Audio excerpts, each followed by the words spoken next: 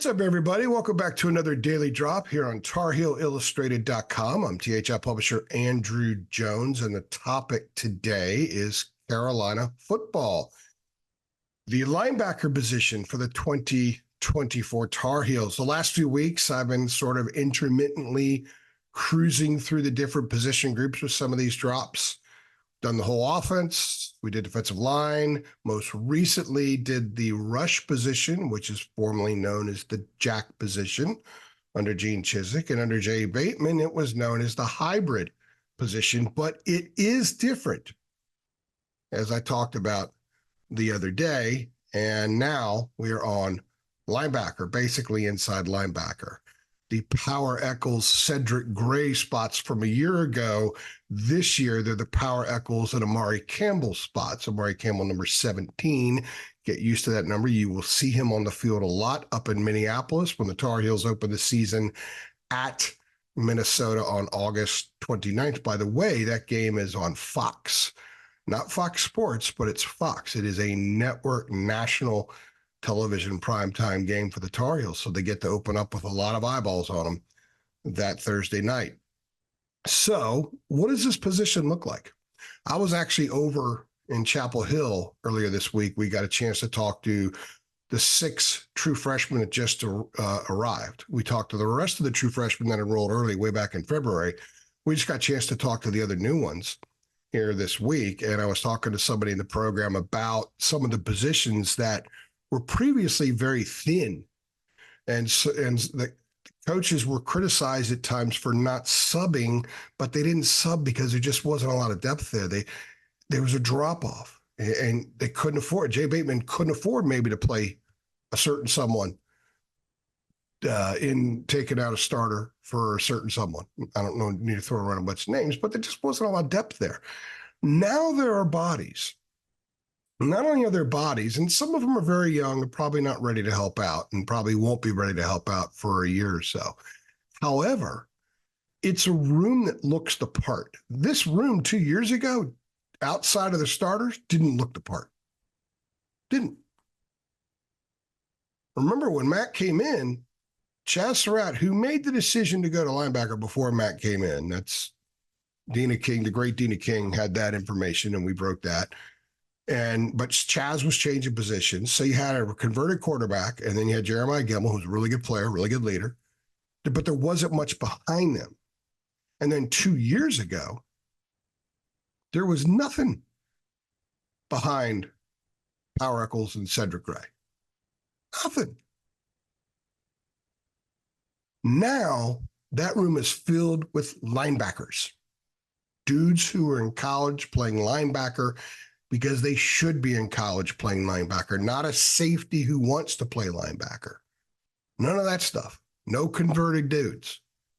Outside of Power and Amari, who, by the way, played 128 snaps last year, 58 that came in the bowl, and all accounts are he not only has that position, that spot nailed down, but a lot of talk about maturity, a lot of talk about how just getting on those reps in the bowl game on film, some of the stuff he got later in the year, he's just taken off. So it'd be very interesting to see what kind of player he is, because he's the guy they lost is pretty damn good.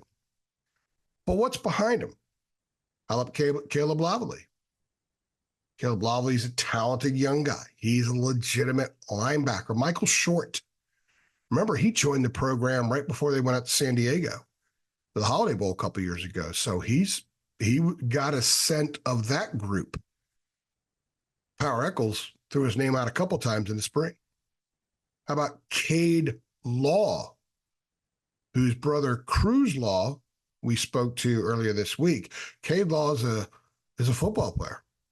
He's a linebacker. He was actually transferred in from Vanderbilt, played a year of baseball there, always wanted to play football. He and his brother kind of had a pact. Let's play football together at North Carolina.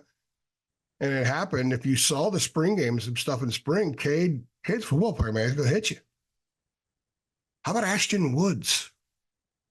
Ashton Woods is a damn football player, guys. True freshman.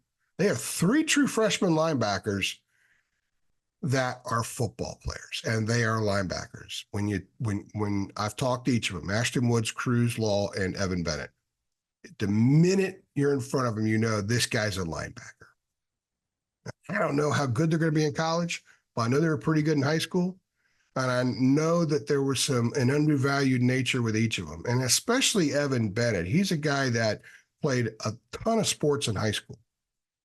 At one time or another, soccer, baseball. I think he played lacrosse, if I'm not mistaken. All kinds of trade. Loved the track and field. In fact, I asked him about how his frequency with retweeting track videos, track clips of himself.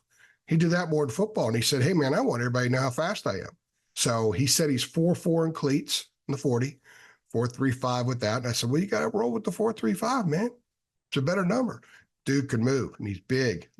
When we run the video, the 7-minute video, look at his neck. I mean, he looks like he's been in college for 3 years. Cruz Law, Cade's brother. He's a guy that was very impressive in high school. All these guys are very impressive in high school, but he looked like a linebacker. That's my point. I don't know how many of these guys can help this year. The jury's out on Amari Campbell, to be perfectly honest with you, because 128 snaps is just 128 snaps. We don't really know how good he's going to be. But if there's one massive positive Carolina football fans can take from this, it's that room has nothing but linebackers in there. It's a linebacker room. Eccles, Campbell, you got Lavallee, you got Short, Law, Woods, Bennett. That's 8. 5, 8. I counted with my fingers under the table like I'm in first grade again. That's 8. They have 8 guys that when they take the field, they're linebackers. They haven't had that kind of depth before. So that's a positive. There is a filling in, a replenishing that room will provide the program moving forward now because of the layering of its depth. Didn't have that before, and I cannot state that enough. This is a sign that things are healthier in the program than some people give it credit for. There's a lot more depth on defense at all the spots that it's had since Mack Brown arrived. There's a ton of depth at wide receiver. There's a lot. The linebacker, tight end is loaded. There's some really interesting and nice depth at running back. There's enough there. Offensive line's a question. Quarterback's a question.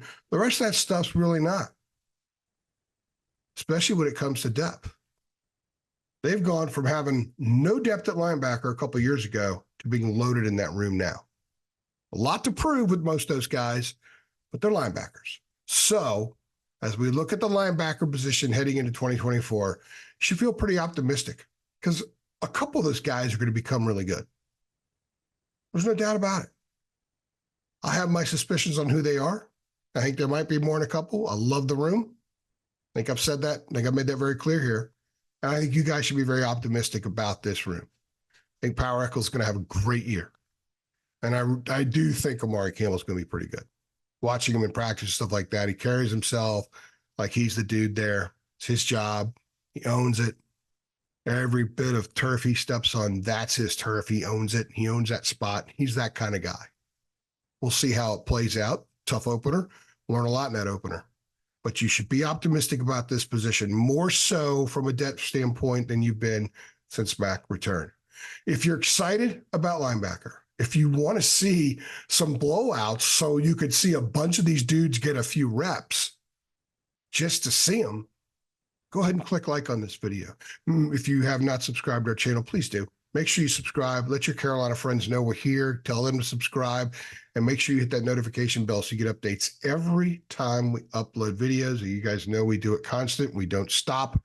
There is no timeout when it comes to THI. We are constantly cruising through this stuff. And be on the lookout for some football and basketball recruiting podcasts coming up very, very soon.